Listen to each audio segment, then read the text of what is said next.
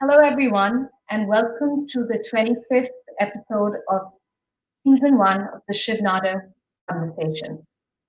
Shiv Nadar Foundation Conversations is an initiative to inject much needed positivity into our lives and to create ripples of inspiration in these difficult times through extremely exciting conversations with inspirational figures from different walks of life. In this series, we've hosted leaders from diverse fields and they've shared their life lessons with us. These guests have included Nobel Prize winner Kailash Satyarthi, badminton champion P.V. Sindhu, former CEO Vodafone Arun Sareen, and internationally acclaimed artist in India, Shubham Mutkal. Last week, we did a panel for the first time where we featured leaders of Raw Mango, Forest Essentials, and Nicobar. And so far, we've had 26 guests, and the sessions have been seen over 20 million times. We hope that these conversations inspire you and uplift your spirits. The Shiv Nadar Foundation is home to 20,000 students, about 17,000 alumni, 2,000 educators, and the greater HCL family is home to over 1.5 lakh people. Thank you so much for joining me. Today, we have India's leading fashion entrepreneur with us, and I'm extremely excited to host her on this platform. So please join me in welcoming Anita Dongre. Hi, Roshni. Thank you so much for having me on this platform. It's an honor. Thank you so much, Anita, for joining us. So I'm just going to start off by giving a little bit of an intro about you, and then we will get into our exciting conversation. Anita has been at the forefront of the fashion industry for 20 years and is truly an icon for India. Starting with a single store in 1999, Anita has created many iconic brands for the contemporary Indian woman, such as And, Global Desi, and Anita Dongre Bridal Couture. Today, the House of Anita Dongre is a fashion conglomerate with over 900 stores and over $130 million in revenue. Anita, welcome to the Shiv Nadar Foundation Conversations again, and it is truly an honor to host you.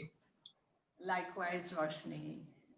So, Anita, let me start with my first question. So, we did a little bit of research, and in a lot of your past interviews, we've understood that summer vacations at your grandmother's home in Rajasthan and the people there, dressed in colorful, inspired you to become a fashion designer, inspired you to get into this artistic field.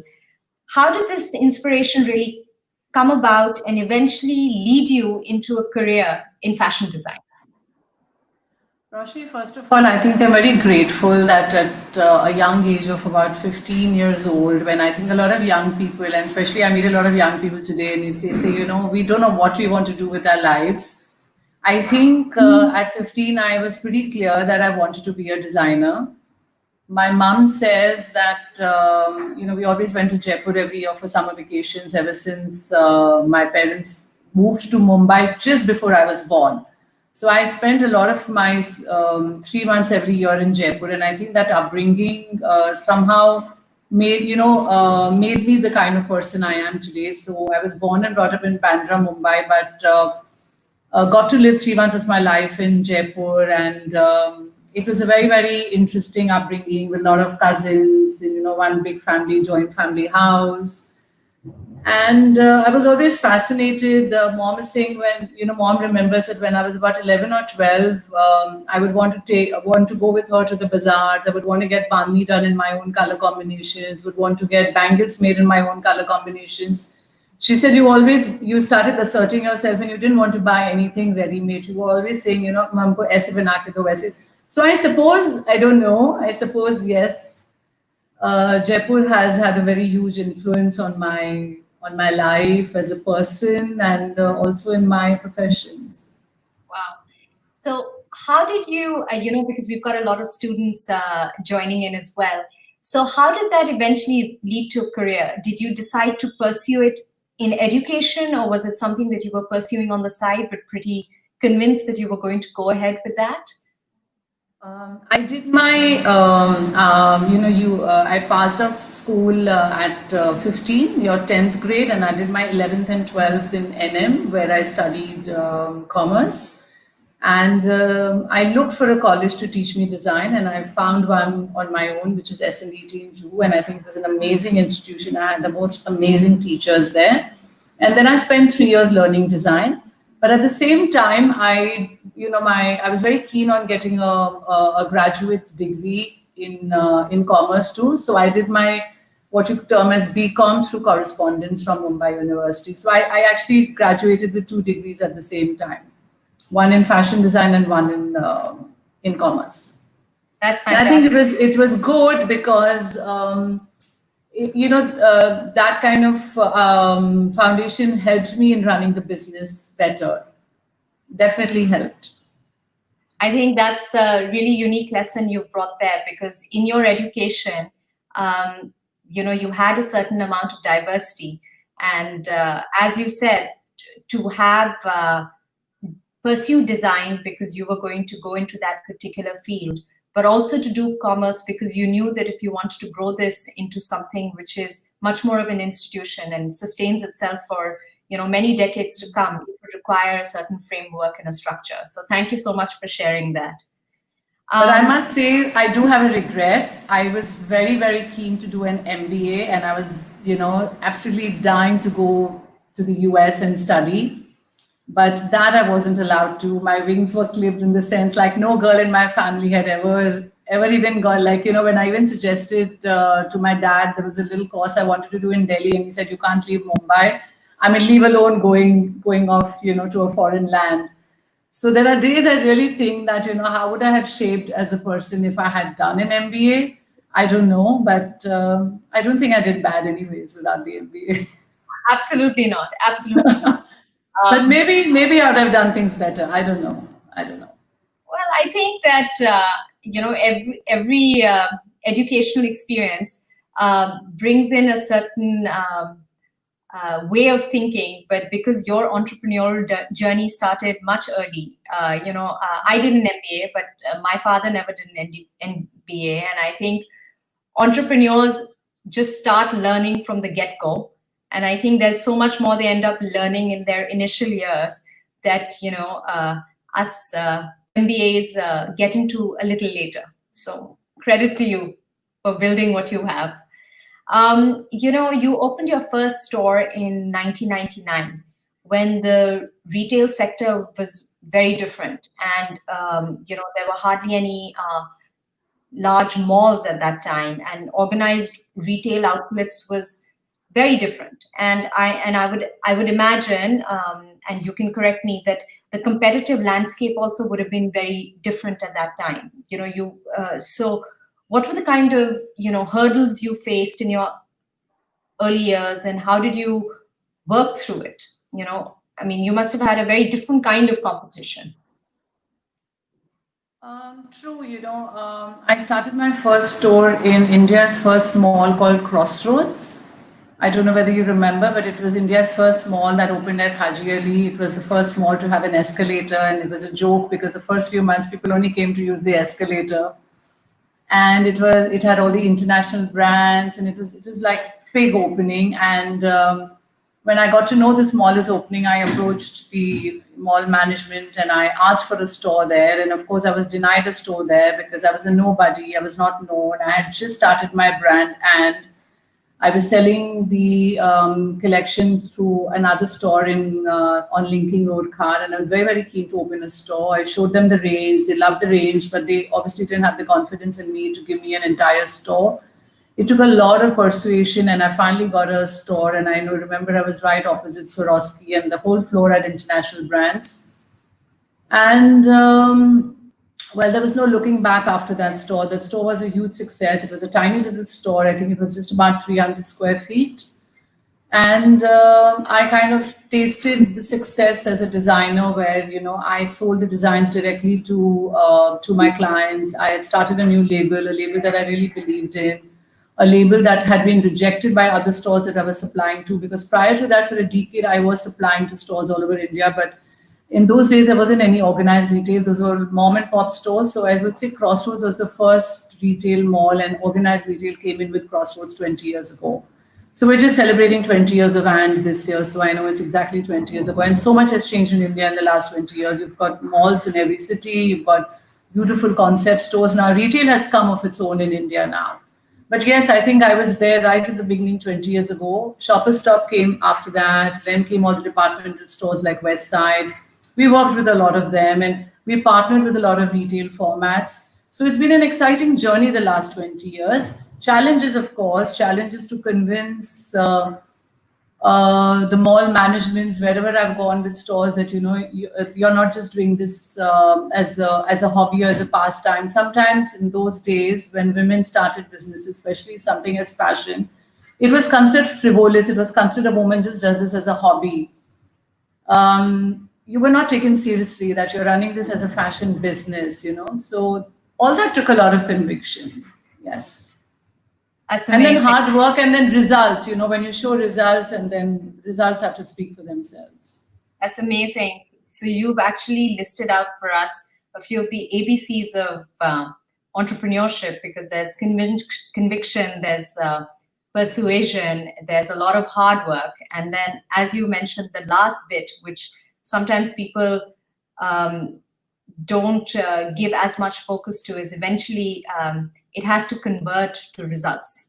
And you've been able to execute it over the past 20 years. And it's interesting that you mentioned the retail landscape of India and how it's changed as well.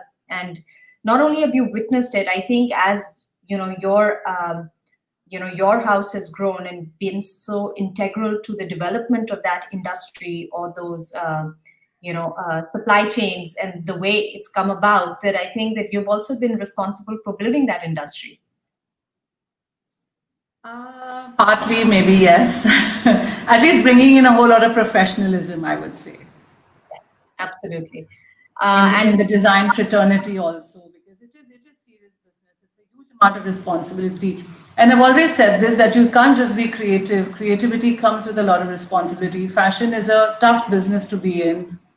There are timelines, there are deadlines to be met. It's not just glamour what it looks like from the outside. It's just lots of timelines and hard work and getting everything out there on time.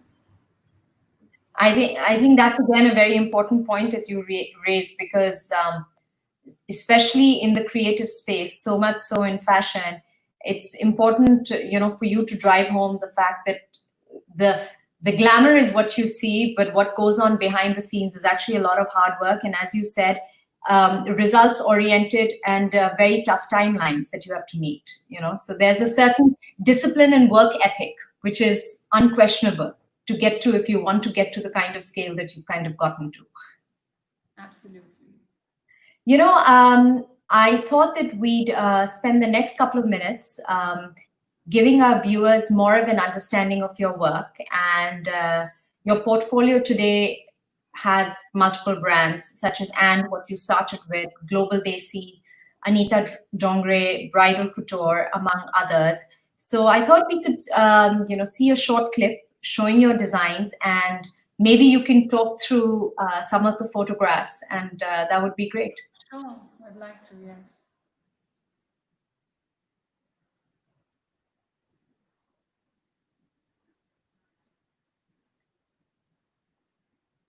So that's the summer campaign for Anita Dongre Bridal. I love doing lehengas at a lightweight. I think when we started bridal wear, we brought in a whole new sensibility to bridal wear in India, where we kept it really light, very fuss-free, very modern. I do pockets in all my lehengas, very functional.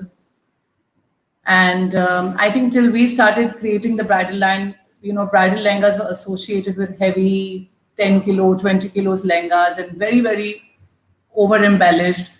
I think we brought in a certain lightness to the lehenga. This is a hand-painted collection. It's done by a Pichwai artist I met in Jaipur. All these garments you see are actually painted by hand.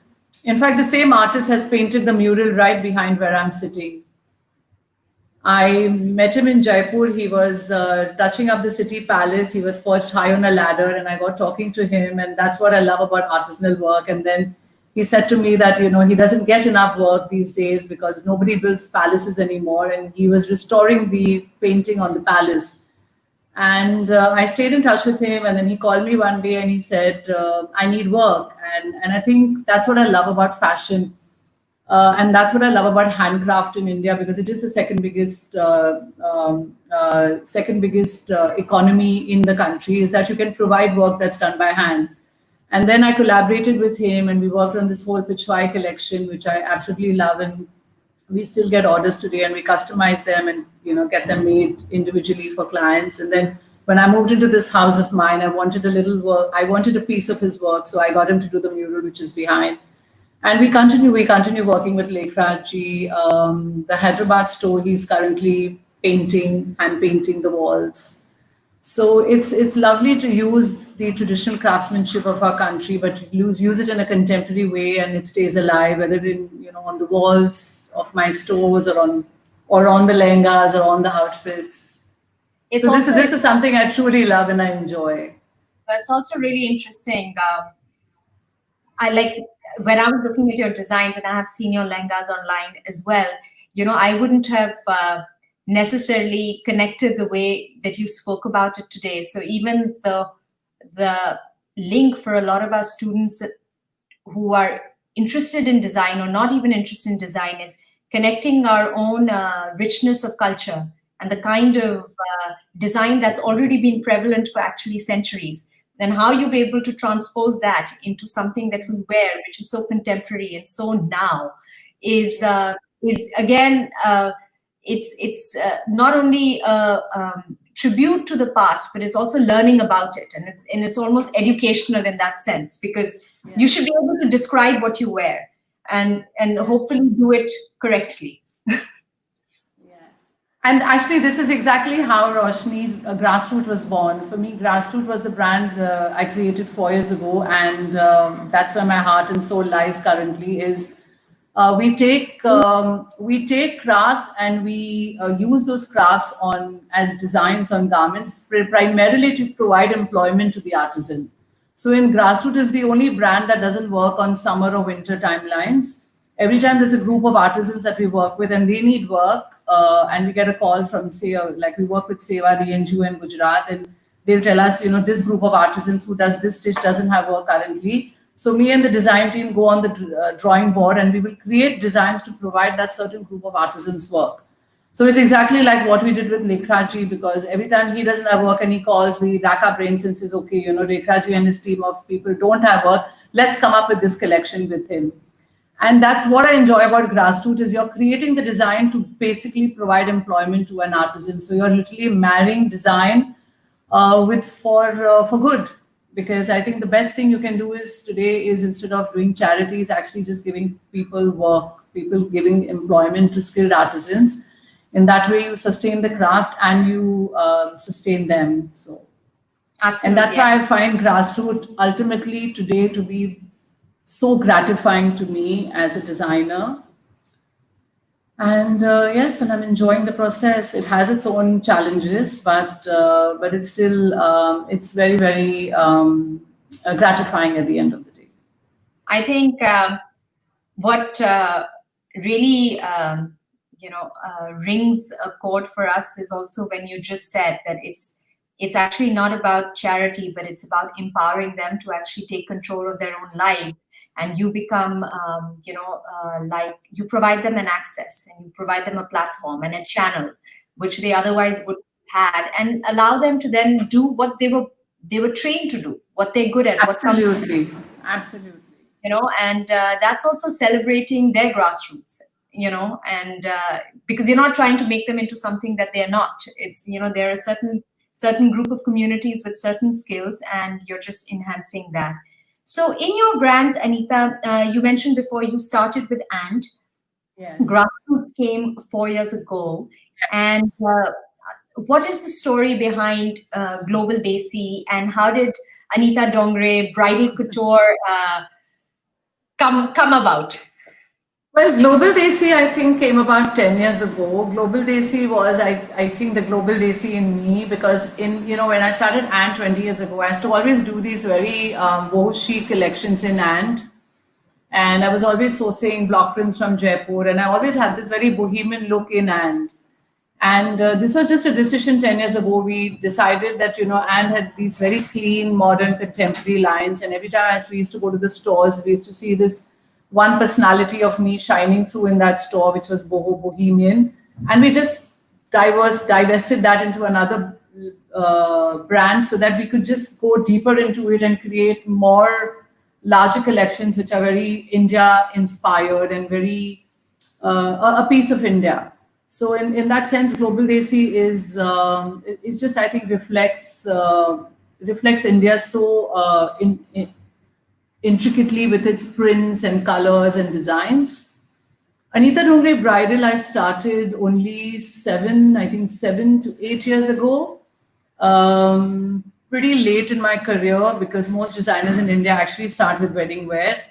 And I was fascinated with the craft of Gotapati in Jaipur, and it actually started with that. My first few years collections only had Gotapati on them, and I really wanted to also create a different design voice with the lehenga. Like I said earlier, I just felt that the lehengas that I wanted to kind of show what the Indian woman today was by designing the most appropriate wedding wear for her, because she had changed so much. She wasn't like 20 years ago wearing heavily embellished lehengas, standing on stage, just standing there and doing a namaste. She was this modern young Indian woman now. She was dancing at her own wedding. She was having a drink at a wedding, and she was having as much fun as her friends at a wedding. Somewhere the bridal line started for me as a reflection of what change this Indian woman was going through. And me being a woman myself, I just wanted to create lehengas that if I were to get married again, this is what I would wear at my wedding, and this is what I would be, and this is how I would enjoy myself. So I have lots of fun designing the wedding wear, honestly.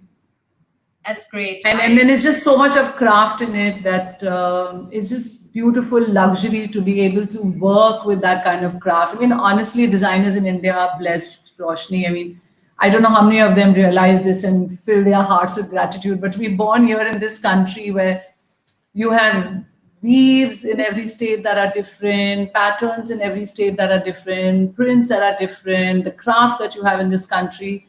It's just magical. It's just magical to be a designer in this country. That's amazing. And thank you for sharing that. I think at least everyone, all my friends and I can agree that I wish we had lighter lehengas when we got married, and lighter outfits through and through, because while we danced and had a good time, it came at the cost of everything just weighing a ton.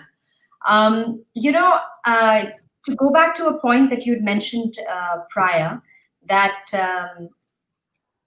your own evolution of the way that your group has kind of evolved, and you talked a bit about professionality, and when you look at the House of Dongre today, you as a person with a very strong creative instinct and a recognition for business discipline, and having so many multiple verticals, for a lack of a better word, how do you think about, let's say, your organizational structure, or bringing in other professionals to work with you who may or may not be as creatively driven as you are, but very good at the skills that could be complementary to running a business? Roshni, we started that process quite a few years ago, and it's a completely professionally managed company now. My CEO is Mr. Kavindra Mishra, an amazing man, and he's in charge of the company. We have a CFO, we have an HR head, and it's all professionally managed. I just play the role of, I am the founder, but now I just play the role of creative head in the company. And all aspects of the business are professionally managed. That's since quite a few years, actually. We have investment by General Atlantic, which is an American firm. They invested in our company about 5 to 6 years ago. And so it's completely professionally managed. And I think when GA came in and they invested with us, when they wanted to invest in a fashion house in India, I think we struck a deal really fast and really quickly because we were the only ones that were so professionally managed anyways.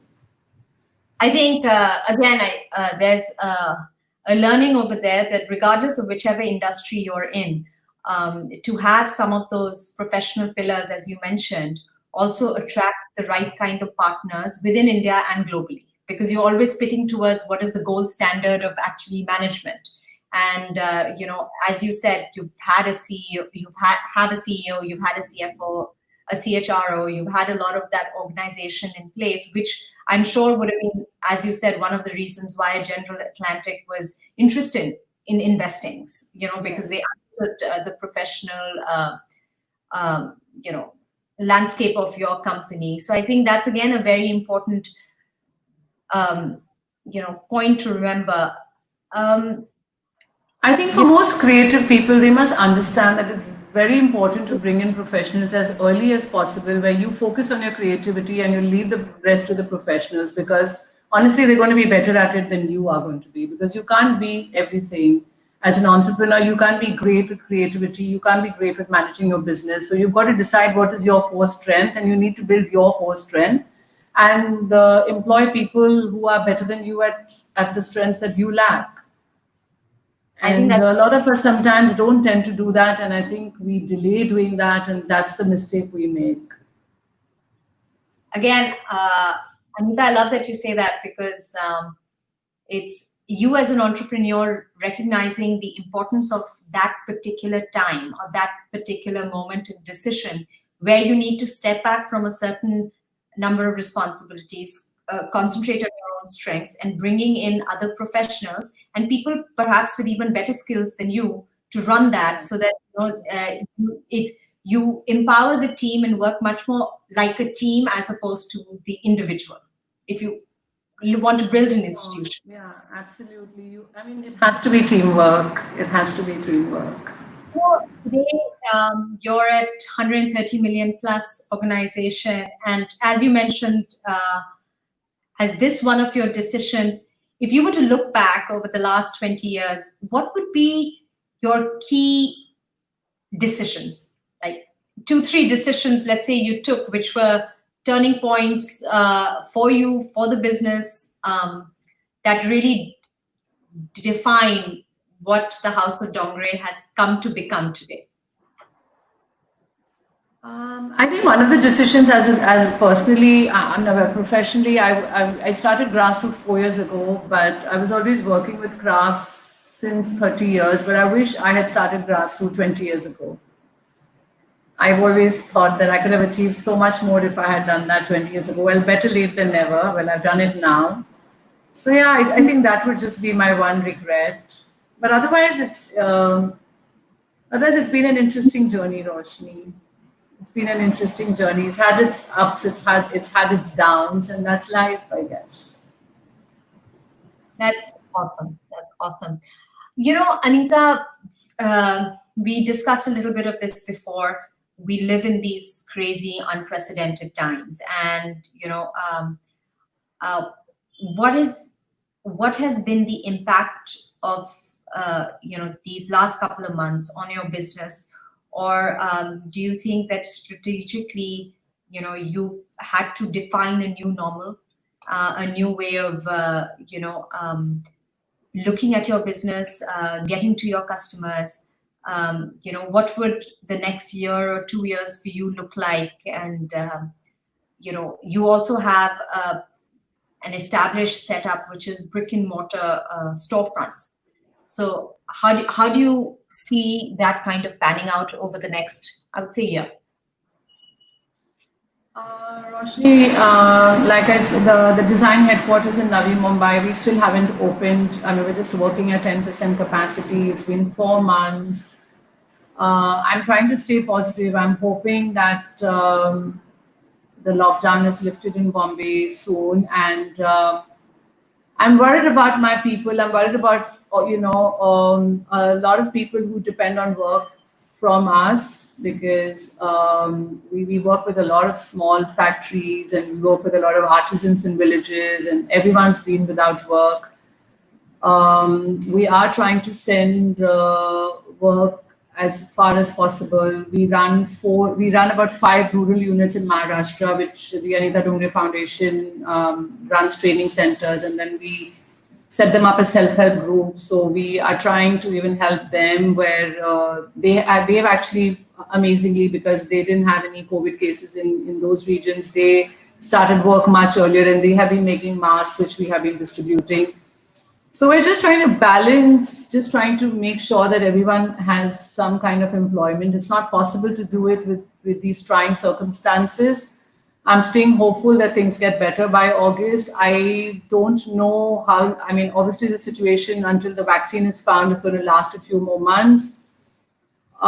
These are going to be very challenging times. The next 6 to 8 months are crucial for us to just make sure that everybody is well looked after. A lot of, like our weavers in Banaras have started work, but then, they don't have yarn. We've tried to send work to some places. They're stuck in couriers. So there are huge challenges. But we're just trying every day to do what we can. The stores, some of them have opened. From the front end, of course, we are trying to provide every possible service to our customers. We're delivering at home, we're doing WhatsApp appointments, we're doing video appointments for brides. So whether it's the front end or whether the back end, because we're a company who writes designs, creates, manufactures, and then sells it, we're just trying to make this as easy as possible on everyone, but it's not easy, it's difficult. Yeah. So these are challenging times, and I'm just staying positive and hopeful and praying that we all get out of this as soon as possible. That's true. And work comes back to normal and things come back to normal as soon as possible. But yeah, I think on that note, I'd like to jump to something more positive in the wonderful work that you're doing at the Anita Dongre Foundation. So again, I think you work very closely with the villages, the local government bodies to create sustainable livelihoods. We're again going to play a short clip, and then if you can just kind of talk through it, and then we can talk more about the foundation. okay.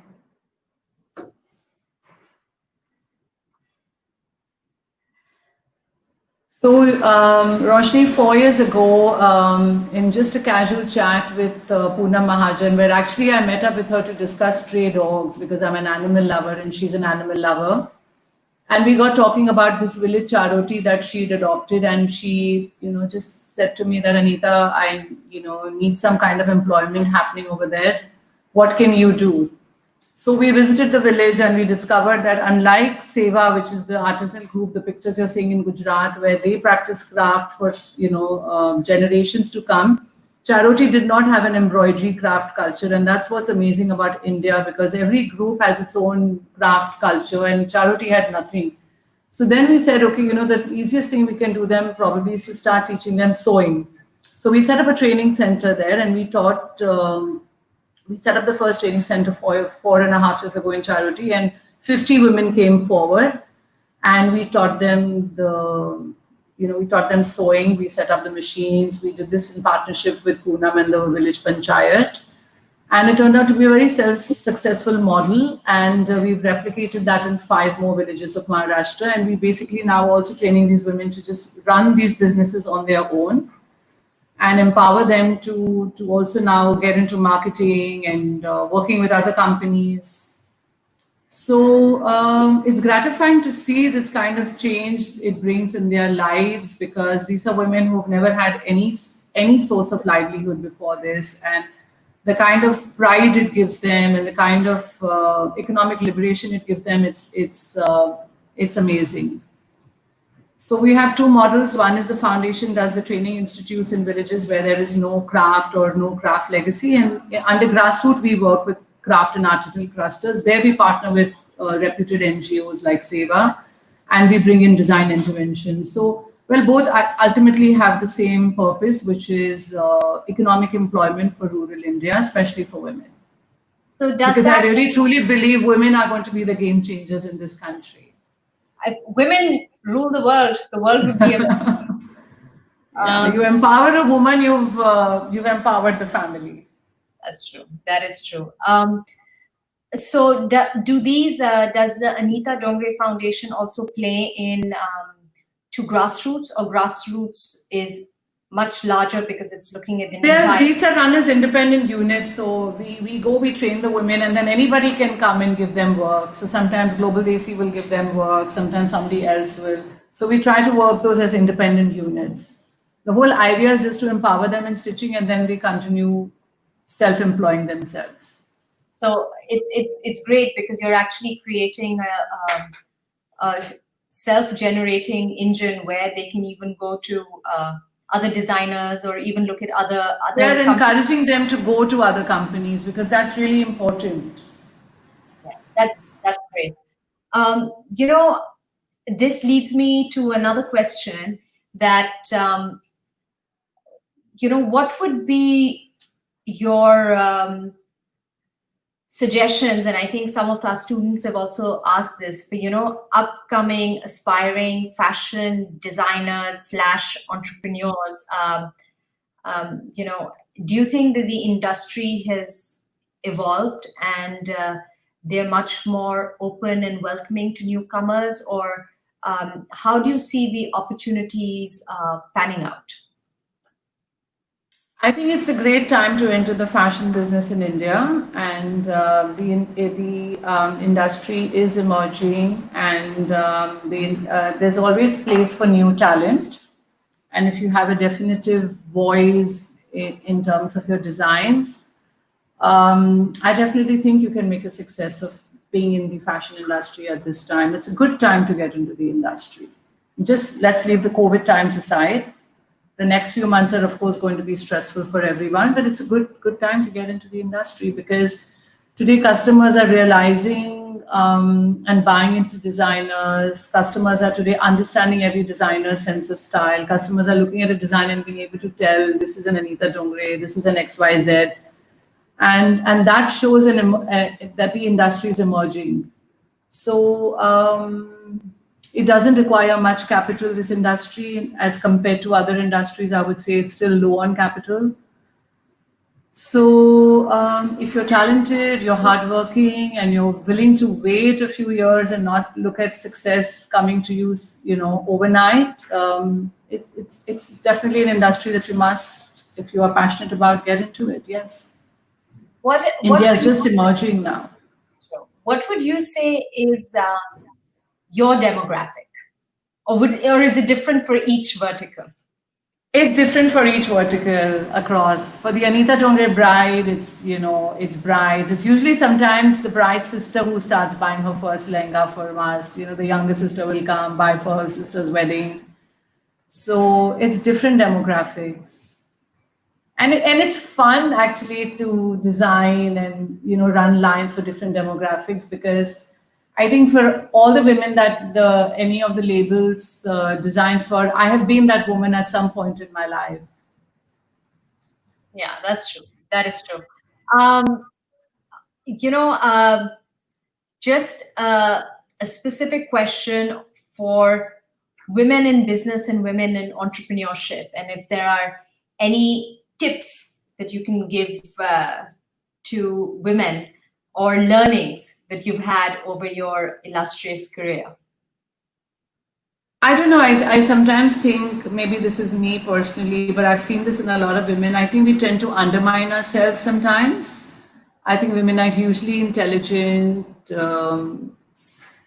They can achieve all they want, but sometimes we ourselves undermine ourselves, thinking that we can't do this because we are a woman. So I think we need to change that attitude in our headspace, is that you can do what you want, because why can't you? But I think sometimes we settle for less because we think we're women and we should settle for less. But I don't think we should think like that. And you know, you've got you've got a store in New York, and run us through that experience. I mean, how did that come about, and how has the response been? And do you find the customers or your demographic different there as opposed to here? I mean, it would just be interesting, because you're taking you know, a lot of Indian artisans to another country, and how do they respond to it? What is their fashion sensibilities towards Anita Dongre? Today the customer actually, because of social media, everyone's so clued in. You release a collection and the world sees it and the world wants it at the same time. And they don't care whether they're in Bombay, Delhi, Bangalore, or New York. They want it at that time. So social media has really changed the game. And I always had this desire of taking my designs to New York. I don't know why, but I just had this desire and I acted on that desire. And I went and I did something quite brave, I think. It was a lot of hard work. It was countless trips to New York, but I was determined to make it happen. I had a lot of issues, but I didn't let that get me down. And I think I just got my way, and we have a beautiful store on West Broadway in Soho.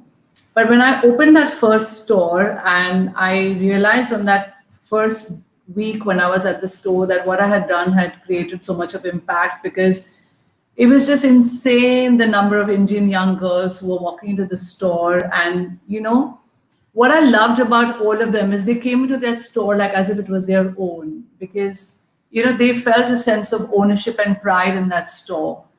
And I heard such amazing stories from so many of them. And they just felt like, how they say it, ki ye hamara dukaan hai. And they felt like so amazing that an Indian designer, especially a woman, had come and had given them this large flagship in Broadway and was showing all her Indian designs there. And they felt that sense of pride. And when I saw the sense of pride in their eyes and what they were saying to me, that I don't know, I just felt a renewed sense of pride in what I had done. And I hadn't realized it till then, till I heard what they had to say. And it's lovely. I love going to that New York store. When you're in Soho, it's like the world passes you by. Every nationality, people from all over the world are there, and they walk in. They appreciate the uniqueness of what we do. And Indians feel a sense of pride and ownership. And all those emotions are amazing to sit there and experience. You definitely feel proud being an Indian. I actually even took my grassroots artisans to the New York store. I had promised them, because I was doing a collection with them, and I was telling them, I was sitting in this village in Bakutra, 4 hours away from Ahmedabad, and I was like, you guys are making this collection for my New York store. And then they all looked at me, and I just said it so impulsively. I said, "Main aapko le chalungi New York." And we flew 3 of the artisans to New York, and they spent a week there at that store. They saw their designs selling there. So yeah, it was wonderful. It is wonderful. That is wonderful. That's beautiful. And it was lovely to see these 3 ladies, artisans, in their lovely skirts, walking on the street of Soho with me. And they just hold themselves with such pride and dignity, and it's amazing. That's amazing. That's extremely inspirational to hear. My last question before I jump into rapid fire and then the audience questions. You've obviously had a lot of celebrities, wear your creations. Kate Middleton, Hillary Clinton, of course, a lot of people, stars in India. And that must be a very gratifying feeling. But, fashion is very subjective. And so, for you, what does fashion mean? As in, what is hot, what is not? And I don't know if, you had been approached to dress a lot of the foreign celebrities, and how do you decide to dress them the way that you do? Well, most of them actually go through what I make and choose. These are all amazingly strong women who have their own sense of style. And I think they've always chosen whoever I have dressed, whether it's Sophie Trudeau, Kate Middleton, they have a great sense of their own style, and they're elegant, they are feminine, and they know exactly what they want to wear and how they want to look. And they carry their clothes with such great confidence. And that for me is fashion. So I'm going to answer both your questions in one answer. Fashion to me is a feeling. It's an emotion. When you wear something, you have to feel wonderful. And I've always said that I'm not in the business of fashion. I'm in the business of making people feel good. As women and men, when you wake up in the morning and you wear something that's just right, don't you just feel great, and don't you feel on top of the world, and don't you feel you can achieve whatever you want that day? So for me, fashion is emotion. And I think all these women I've dressed have a great sense of style. They know what works for them, and they know what works for them, and that's what they go and they choose. And these are women who've made these designs look so much better. Like they've worn those designs so well, and I think that's important too. And I think you need to wear the design. The design should not wear you. So my clothes are in that sense, I think, more about comfort, femininity, elegance. And yeah, that's what they are about. And giving you a sense of happiness. I think Great. fashion should make you happy. Great. And it should make you happy, and it should make the people who made your clothes happier. Absolutely. So, few rapid fire questions. Quick response. Your favorite fabric? Cotton. A skill you wish you knew? Actually, linen. Linen. My favorite is linen. I'm wearing linen right now. So we'll change Okay. that. A skill you wish you knew?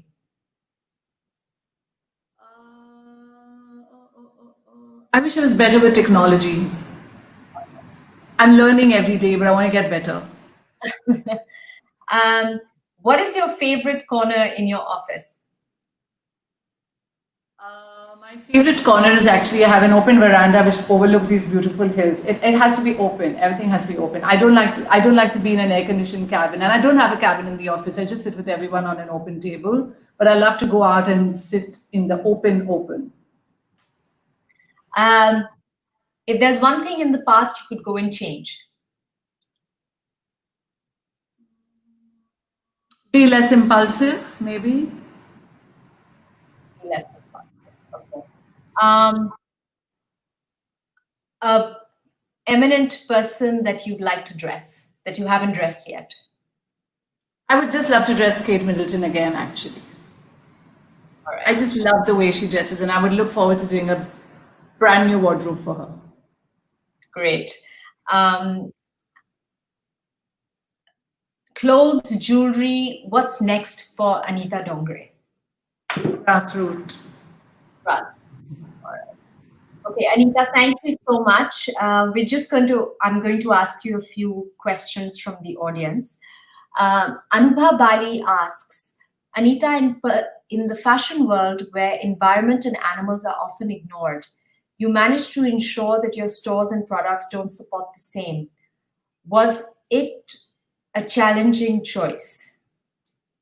No, not really. I am vegan. I was a vegetarian. I turned vegan a couple of years ago, but I've never used leather. 30 years in my career, I've never used leather. I don't carry leather personally, and I saw no reason why I should use it in my work too. I've never used fur. I've never used wool. Even when I went to New York, and everyone said that you have to do a line for winter wear, and the winter wear line meant doing wool. I don't do a winter wear line. So I've stayed away from wool, leather. I do use silk, but I'm trying to look at silk alternates, and we're working very, very, very hard. And I hope in the next couple of years we can crack silk alternates. Not a difficult choice to make at all. No, we love animals. We've adopted a lot of animals. We have 6 stray dogs adopted in the head office. 3 at home, and my dream is to run an animal shelter soon. Oh, great.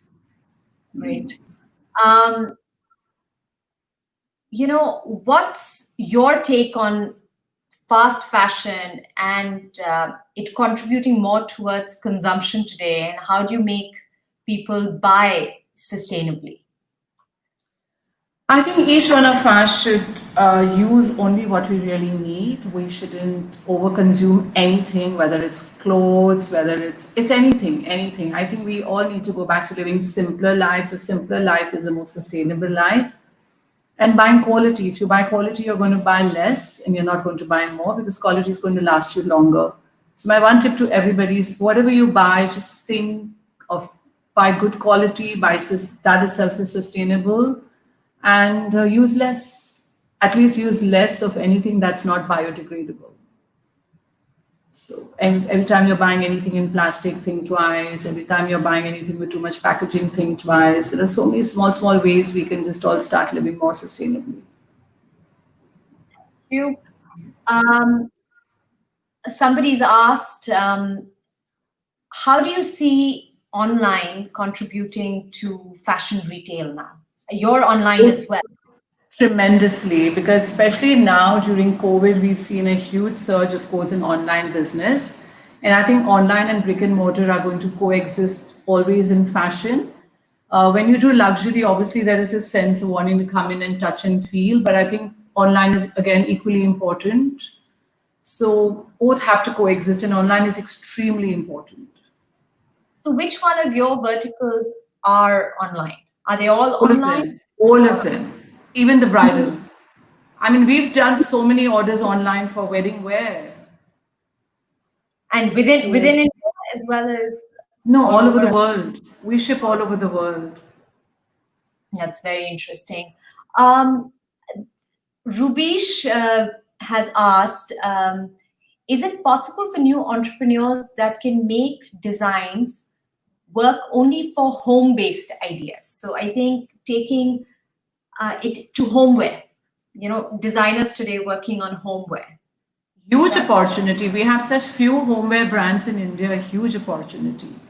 And then such a lovely, I mean, India is the country that's producing for most of the largest international homeware brands all over the world.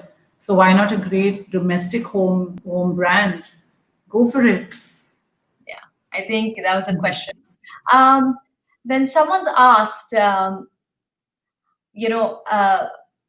do you keep yourself motivated in these times and the people that work with you? I think just, that's exactly what I was just telling somebody yesterday. I said, what's kept me motivated here, working from home, is just creating. The first 1 month when we had the lockdown, I think we all took a month off, and there was nothing much happening. We all just slackened up, and then one fine day I said, no, we need to start. We need to start working. So we started creating a library of designs. We started creating prints, and I think that excitement of getting up in the morning and creating is what is keeping us all motivated. So I think designing and creating for a creative person is very important. So you need to get up every morning and do something that you love, and I think motivation just follows them. That's true. Anuj asked a very interesting question, very pertinent to today. He said that, do you see fashion industry itself changing as fashion shows go down and become more virtual? Fashion weeks become more virtual. What is the place for them now? I think, see, right now we have to go virtual because there's no other option. But I think we will come back to doing shows again because whatever you say, there's this whole philosophy now that people should work from home. But I still think when creative people come together in a room, the energies that happen when you're all together, you can't do that digitally. I love technology, and I love the convenience of technology to what you can do digitally. But then I also like everyone coming together. And when you do a show and you bring 300 people in one space and they all watch the show together, there is a different high to that, and there's a different excitement to that. So we will have to settle for virtual shows now, but I'm waiting for the day when I can do an actual show and actually have people come down. Great. How do you manage culture in your company?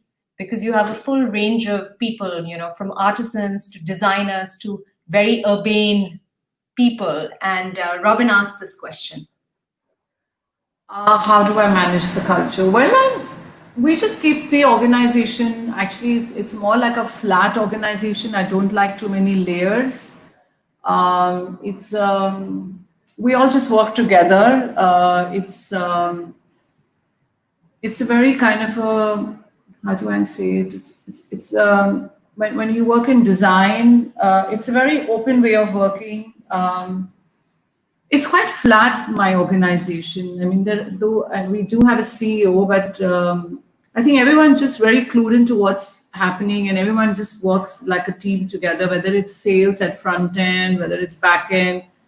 because we're all connected. So in that sense, it's a very casual style of working in fashion. Great. I think that leads to Sri Lata's question, which was next. You just mentioned it, that because you have a CEO, how does that, I mean, I'm sure it's great for your company, but how does that dynamic work with you as the founder?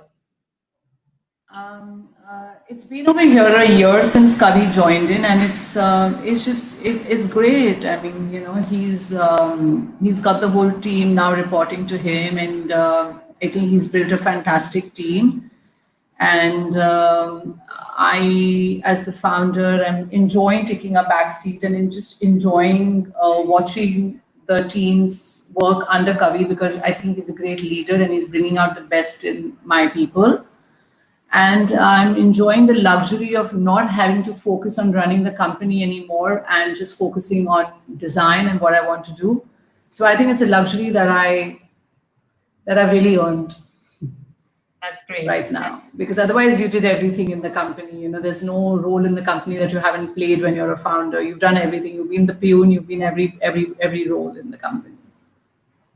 That's amazing. It also shows, the lifestyle, the life of your company, because from you being the founder, the CEO, like you said, the peon, the everything, to today actually focusing that much more on design and strategy and actually having professionals do what they're good at.